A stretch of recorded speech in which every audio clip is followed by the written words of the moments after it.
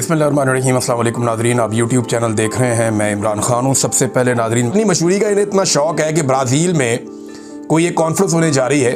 उस कॉन्फ्रेंस में इन्होंने एक स्टॉल बुक करवा लिया। 9 करोड़ 49 लाख रुपए उसके लिए अदा कर दिए। वहाँ पे सुथरा पंजाब का इन्होंने एक स्टॉल लगाना है। सिर्फ 9 करोड़ 49 लाख रुपए और अगला खर्चा अलहदा होना है सिर्फ इनके शौक पूरे करने के लिए। एक दस्तावेज़ी फिल्म भी बनाई जा रही है और ये कोई क्यूब स्टूडियो नामी कोई कंपनी है, उसको जिम्मेदारी भी सौंपी गई है। ये नाज़रीन चल रहा है। अब देखें ना, पंजाब के ऊपर लड़ता कौन है? मरियम नवाज की पार्टी है, नून लीग, और एक पीपल्स पार्टी जरदारी साहब की, बिलावल की। ये आपस में लड़ते हैं कि जनाब पंजाब मेरा, वो कहता है पंजाब मेरा। हालांकि ये चोरी का माल है जिस पे दोनों लड़ रहे हैं। एक्चुअली तो पंजाब इमरान खान का है। पंजाब ने मैंडेट तो 2 तिहाई मैंडेट दिया इमरान खान साहब को। ये तो सारे जाली फार्म 47 के ऊपर आकर बैठे हुए हैं और जाली फार्म 47 वाले चोरी के माल के ऊपर आपस में लड़ रहे हैं। लूट का माल है ना, मालिक गनीमत इनको दिया हुआ अदालत ने भी, इलेक्शन कमीशन ने भी, कि रल के खा लो। अब वो आपस में लड़ रहे हैं, ये मेरा, वो कह रहा नहीं मेरा, वो कह रहा नहीं मेरा, वो कह रहा नहीं मेरा, और जिसका है वो बेचारा जेल में बंद है। ये इस वक्त अजीबोगरीब सूरत हाल है नादरीन। 26वीं आईनी तरमीम के खिलाफ नादरीन जो दरखास्तें हैं, जो इस वक्त सुप्रीम कोर्ट ऑफ पाकिस्तान का एक आईनी बेंच सुन रहा है, 8 रुकनी बेंच, और ये 36 दरख्वास्तें हैं इस हवाले से। 36 बहुत कम होता है, बल्कि मैंने तो कभी सुना ही नहीं कि इतनी ज्यादा दरखास्तें किसी एक मामले पर अदालत में आ जाएं। और आप अंदाजा कीजिए, 1 साल लग गया अदालतों को ये दरखास्तें सुनने में और इनको लगाने में। ये दरखास्तें तब हुई थी जब 26वीं आईनी तरमीम पास की जा रही थी। इनमें बहुत सारी दरखास्तें उस वक्त आई थी। 36 दरखास्तें हैं। अब ये आईनी अदालत के अंदर केस लगा हुआ है और हैरत की बात यह है कि 26वीं आईनी तरमीम के नतीजे में जो आईनी अदालत या बेंच बना है, जिसके खिलाफ ये दरखास्तें हैं, वही बेंच इन दरखास्तों को सुनने जा रहा है। पहला तो मामला ये है। अब कोई भी जरखेज दिमाग होगा या काम करने वाला दिमाग होगा, वो जजेस को यही कहेगा, ये आप क्या कर रहे हैं, आप इसके बेनिफिशरी हैं, ये तो कन्फ्लिक्ट ऑफ इंटरेस्ट हो गया, आप इसको कैसे सुन सकते हैं? लेकिन बहरहाल वो सुन रहे हैं। अब इस केस में क्या कुछ सामने आना चाहिए, ये बहुत इंपॉर्टेंट है। एक तो वो सेनेटर्स और एमएनए सामने आने चाहिए, उनको मैदान में लाया जाना चाहिए जिनसे जबरदस्ती वोट लेने की कोशिश की गई। उन्हें भी सामने आना चाहिए जिन पर बहुत दबाव डाला गया, उन्हें अगवा किया गया। और वो भी सामने आने चाहिए जिनके घरों को तबाह किया गया, उनकी फैमिलीज तक को अगवा कर लिया गया, खवातीन को, बच्चों को अगवा कर लिया गया, एक फैमिली की तो बहू को अगवा कर लिया गया। अब जिनके साथ जो जो ज्यादती हुई है, उन तमाम एमएनएस को और सेनेटर्स को सामने आकर बताना चाहिए। अख्तर मेंगल साहब को भी सुप्रीम कोर्ट ऑफ पाकिस्तान में आकर बताना चाहिए कि उनके 2 सेनेटर्स के साथ क्या किया गया। बाद में उन्होंने इस्तीफा भी दिया। फजलुर रहमान साहब भी आकर बताएं कि उन्होंने दावा किया था बाद में कि हमसे 26वीं आईनी तरमीम में वोट लेकर कहा कुछ गया और बाद में धोखा दिया गया। वो भी आए और आकर अदालत को बताएं। तो ये सारी चीजें अदालत में सामने आनी चाहिए। नाज़रीन, सनम जावेद की जो उनके साथ हुआ, जिस तरह उनको जबरी तौर पे वहाँ से लापता किया गया पेशावर से, और फिर पता चला कि वो उनको पहुँचा दिया गया है कोट लखपत जेल में ताकि वो अपनी सज़ा पूरी करें। अब ये तो एक अगवा का सादा सादा केस था। उनके शौहर से बात करें या किसी और से करें, वो सब लोग यही बताते हैं जो ऐनी शाहिदीन है, कि उनके वालिद भी ये बता रहे थे कि 2 गाड़ियों के अंदर अचानक इतने सारे लोग निकलते हैं, वो हमारी बेटी को घसीटते हुए ले जाते हैं और मैन हैंडल किया जाता है। कोई खातून भी वहाँ पर नहीं है और कोई कानूनी तरीकाकार भी इख्तियार नहीं किया गया। ये बड़ा अफसोसनाक था। अब इसके ऊपर खैबर पख्तूनख्वा की जो हुकूमत है, उसका आप रिएक्शन चेक करें। चीज़ों को कूल डाउन करना होता है ना, नीचे लेकर जाना होता है। जब भी अवाम किसी चीज़ पर गुस्से में आते हैं, खसूसन खैबर पख्तूनख्वा में, तो खैबर पख्तूनख्वा की हुकूमत पहले अवाम के साथ मिल जाती है, बाद में उनका गुस्सा ठंडा करती है और फिर साइड पर वापस आ जाती है। तो खैबर पख्तूनख्वा की हुकूमत को ये ट्रेनिंग हो गई है कि ये पहले पब्लिक के साथ खड़े होते हैं, वहाँ खड़े होकर नारे लगाते हैं, लोगों को अच्छी तरह थका देते हैं, फिर उन्हें यकीन दिलाते हैं हम आपका केस लड़ रहे हैं, अब आप अपने घर जाएं। तो क़यादत इस तरह गेम डालती है खैबर पख्तूनख्वा में। अब बैरिस्टर सैफ, ये अली अमीन गंडापुर साहब की काबीना का हिस्सा है। इनका स्टेटमेंट बड़ा मज़ेदार है। कहते हैं जी, सनम जावेद की पुरस्रार गुमशुदगी अफसोसनाक और काबिल मजम्मत है। गुमशुदगी, पुरस्रार, इसके अंदर ये नहीं कह रहे कि उन्हें यहाँ से जबरी तौर पे अगवा किया गया, ये नहीं कह रहे। ये अल्फाज वो इस्तेमाल ही नहीं कर रहे। यानी उन्होंने एक और रुख दे दिया, पुरस्रार गुमशुदगी। जैसे कोई बच्चा घर से बाहर नहीं जाता और जाकर गुम जाता है कि ये सीमा उसके बाहर निकली और अचानक गुम गई, ऐसे शो कर रहे हैं। मसाजिद में जाके ऐलान करवाएं अगर गुमशुदा है तो, सारी दुनिया को पता है कि किसने उसको उठाया और कहाँ पहुंचाया। सनम जावेद से ही पूछ ले आप जाकर, आपको पता चल जाएगा, या किसी सहाफ़ी से पूछ लें। सारी दुनिया जानती है क्या हुआ, लेकिन बैरिस्टर सैफ को यह कहना है कि सनम जावेद की पुरअसरार गुमशुदगी हुई है जो अफसोसनाक और काबिल मुज़म्मत है। बस कहानी ख़त्म। अब ये मामला ठप है। अब आप इंतज़ार कीजिए अगली जबरी गुमशुदगी का, या अगली जो वहाँ पे अगवा होता है कोई भी खैबर पख्तूनख्वा में, अब आप उसका इंतज़ार कीजिए और वो भी जल्दी होगा। मैंने आपको पहले बता दिया, एक आधा नाम तो बताया, 2-4 नाम और भी हैं। लोग ज़्यादा क्यूरियस हो जाते हैं, ज़रा इंतज़ार कीजिए, और बंदे भी खैबर पख्तूनख्वा से उठाए जाएंगे। नाज़रीन, इमरान खान साहब का जो ट्विटर अकाउंट है उसके खिलाफ इस्लामाबाद हाई कोर्ट में केस चलाया जा रहा है। कोशिश ये की जा रही है कि किसी तरह भी करके इमरान खान साहब का जो एक्स अकाउंट है उसके ऊपर से कुछ मवाद हटाया जा सके। उनकी ट्वीट्स का हवाला दिया जाता है कि ये ठीक नहीं है, मुल्क के खिलाफ, इनको हटाया जाए।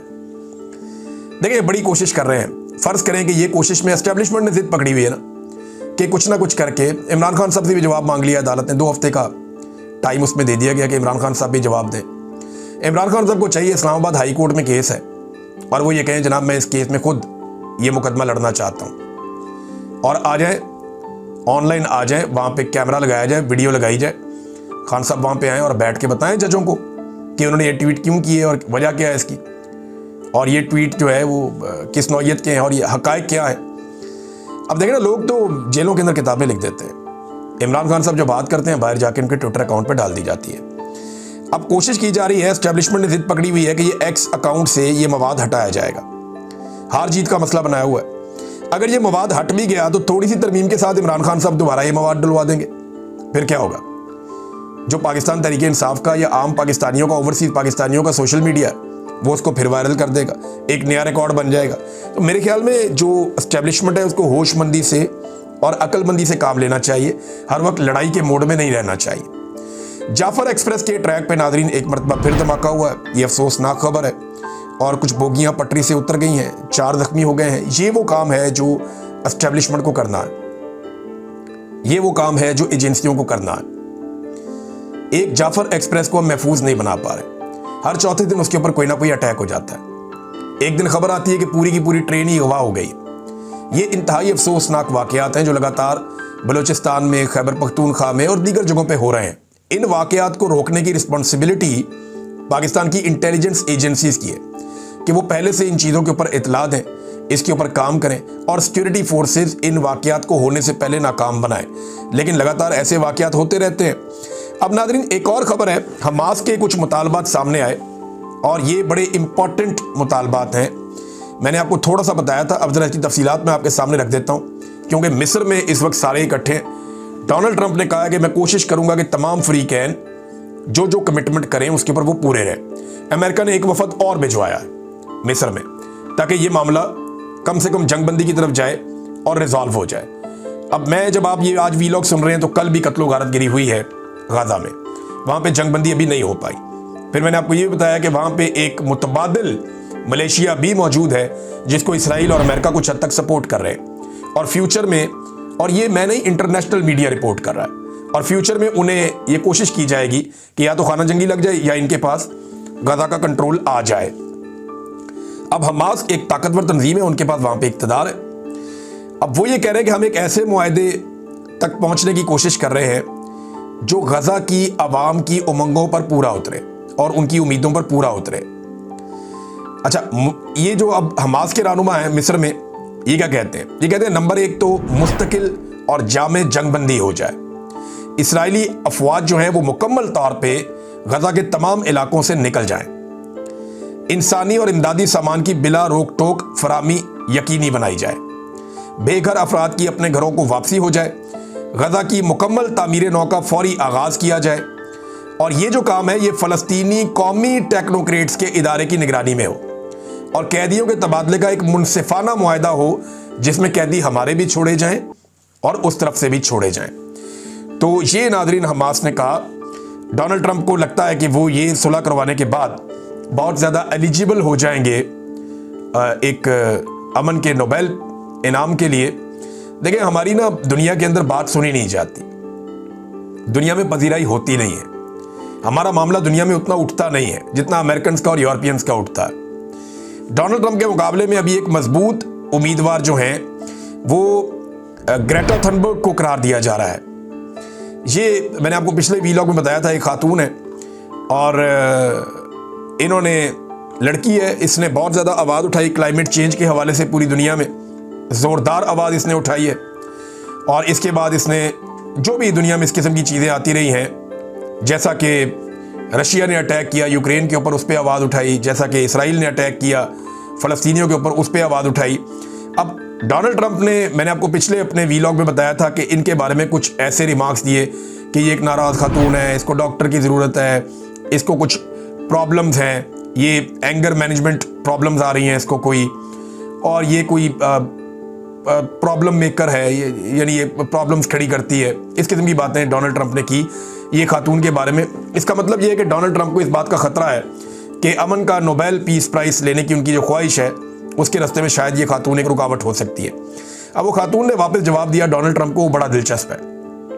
यहाँ से पता चलता है कि खातून का जो आसाब है वो बड़े मजबूत है। लेकिन देखिए, इस खातून ने कभी भी मारंग बलोच जैसी महरूमी नहीं देखी। इस खातून ने कभी भी मारंग बलोच जैसी कैद और तकालीफ नहीं देखी। कभी भी उस तरह अपने हाथों से लाशें नहीं उठाई, कभी भी मसकशुदा लाशें या जबरी गुमशुदगियों का सामना नहीं किया। और मारंग बलोच आज भी डटकर खड़ी है। अगर आप इंसाफ करें तो उसकी कुर्बानी बहुत बड़ी है, उसकी तकलीफ बहुत बड़ी है। लेकिन ये खातून भी औरों की तकलीफ महसूस करती है। यूरोप में रहते हुए, स्वीडन में रहते हुए, एक बेहतरीन माशरे में रहते हुए ये दुनिया के मुख्तलिफ पिसे हुए तबकात की महरूमियाँ महसूस करती है। तो ये अब इसको लोग समझ रहे हैं कि डोनाल्ड ट्रंप से शायद ये बेहतर है। वो कह रही है, मैंने सुना कि डोनाल्ड ट्रंप ने एक बार फिर मेरे बारे में जो है वो बात की है और मेरे करैक्टर के बारे में बात की है।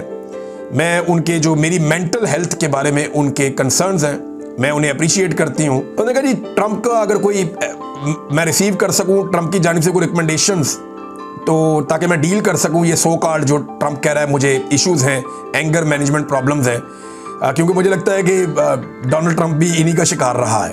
तो बड़ी मज़ेदार किस्म की इन्होंने ट्वीट की है और डोनाल्ड ट्रंप को जवाब दिया है। मजबूत खातून लगती हैं और एक तगड़ी उम्मीदवार भी है डोनाल्ड ट्रंप के मुकाबले में।